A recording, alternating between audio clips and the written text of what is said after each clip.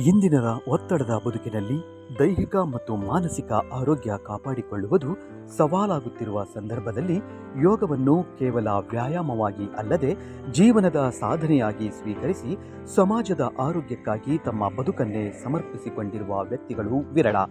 ಅಂತಹ ಅಪರೂಪದ ಸಾಧಕರಲ್ಲಿ ಬೆಟಗೇರಿಯ ಯೋಗಪಟು, ಸಮಾಜ ಸೇವಕ ಹಾಗೂ ಕರ್ಮಯೋಗಿ ಮೋಹನ್ ಬೆನಕೋಸ ಕಬಾಡೆ ಅವರು ವಿಶಿಷ್ಟ ಸ್ಥಾನ ಪಡೆದಿದ್ದಾರೆ. ಕಳೆದ 25 ವರ್ಷಗಳಿಂದ ಯೋಗ ಸಾಧನೆಯಲ್ಲಿ ನಿರಂತರವಾಗಿ ತೊಡಗಿಕೊಂಡಿರುವ ಅವರು ಯೋಗವನ್ನು ವೈಯಕ್ತಿಕ ಆರೋಗ್ಯದ ಪರಿಧಿಗೆ ಸೀಮಿತಗೊಳಿಸದೆ ಆರೋಗ್ಯವಂತ ಸಮಾಜ ನಿರ್ಮಾಣದ ಸಾಧಕರನ್ನಾಗಿ ರೂಪಿಸಿಕೊಂಡಿದ್ದಾರೆ. ಬೆಟಗೇರಿಯ ಶ್ರೀ ಪತಂಜಲಿ ಯೋಗ ಶಿಕ್ಷಣ ಸಮಿತಿಯ ಮೂಲಕ ನೂರಾರು ಜನರಿಗೆ ಯೋಗ, ಪ್ರಾಣಾಯಾಮ ಮತ್ತು ಧ್ಯಾನದ ಮಹತ್ವವನ್ನು ಪರಿಚಯಿಸುವ ಮೂಲಕ ಆರೋಗ್ಯ ಜಾಗೃತಿಯ ಅಭಿಯಾನವನ್ನೇ ರೂಪಿಸಿದ್ದಾರೆ. ಯಾವುದೇ ಪ್ರತಿಫಲದ ನಿರೀಕ್ಷೆಯಿಲ್ಲದೆ ಉಚಿತ ಯೋಗ ತರಬೇತಿಗಳನ್ನು ನಡೆಸುತ್ತಿರುವ ಅವರು ಯೋಗಾಭ್ಯಾಸದಿಂದ ದೈಹಿಕ ಆರೋಗ್ಯದ ಜೊತೆಗೆ ಮಾನಸಿಕ ನೆಮ್ಮದಿ ಮತ್ತು ಶಿಸ್ತಿನ ಬದುಕು ಸಾಧ್ಯ ಎಂಬ ಸಂದೇಶವನ್ನು ಜನಸಾಮಾನ್ಯರಿಗೆ ತಲುಪಿಸುತ್ತಿದ್ದಾರೆ.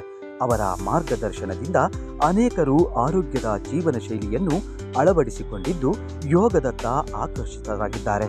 ಶ್ರೀ ಪತಂಜಲಿ ಯೋಗ ಶಿಕ್ಷಣ ಸಮಿತಿ ವಿಶ್ವಸ್ತ ಮಂಡಳಿಯ ಸದಸ್ಯರಾಗಿರುವ ಮೋಹನ್ ಬೆನಕೋಸ ಕಬಾಡಿ ಅವರು ಯೋಗದ ಪ್ರಕಾರ ಮತ್ತು ಆರೋಗ್ಯಕರ ಬದುಕಿನ ಮೌಲ್ಯಗಳನ್ನು ಸಮಾಜದ ವಿವಿಧ ವರ್ಗಗಳಿಗೆ ತಲುಪಿಸುವ ಕಾರ್ಯದಲ್ಲಿ ಸಕ್ರಿಯ ಪಾತ್ರ ವಹಿಸಿದ್ದಾರೆ.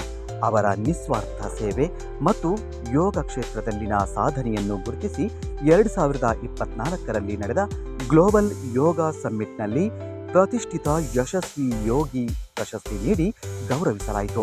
ಅಲ್ಲದೆ 2025ರಲ್ಲಿ ರೋಟರಿ ಕ್ಲಬ್ ಆಫ್ ಬೆಂಗಳೂರು, ಕಲ್ಯಾಣ ಹಾಗೂ ಯೋಗ ಯೂನಿವರ್ಸಿಟಿ ಆಫ್ ಅಮೆರಿಕಾ ವತಿಯಿಂದ ಪ್ರದಾನವಾದ ಲೈಫ್ ಟೈಮ್ ಅಚೀವ್ಮೆಂಟ್ ಅವಾರ್ಡ್ 2025 ಗೌರವವು ಅವರಿಗೆ ಸಂದಿದೆ.